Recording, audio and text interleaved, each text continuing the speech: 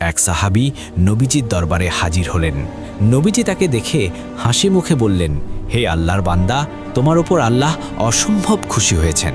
সাহাবী অবাক হয়ে বললেন, ইয়া রাসূলুল্লাহ, আমি তো বিশেষ কোনো ইবাদত করিনি, তাহলে আল্লাহ কেন এত খুশি হলেন? নবীজি জিজ্ঞেস করলেন, বলো তো তুমি এমন কি কাজ করো যেটা আল্লাহ পছন্দ করেছেন? সাহাবী বললেন, ইয়া রাসূলুল্লাহ, তেমন কিছু তো করি না, তবে হ্যাঁ, একটা ঘটনার কথা মনে পড়ছে।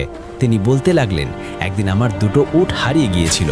আমার এই খুঁজতে দুটি উট, খুঁজতে অনেক দূর তাদের চলে বিনিময়ে যাই। আমার শিশুটির গিয়ে জীবন দেখি রক্ষা করুন। এক মরুর সর্দার আমার উট দুটো আটকে রেখেছে। এগুলো আমার উট, ফেরত দিন।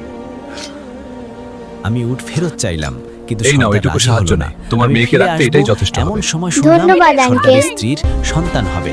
সর্দার সবাইকে বলে দিচ্ছে, যদি ছেলে হয় তবে খুশি।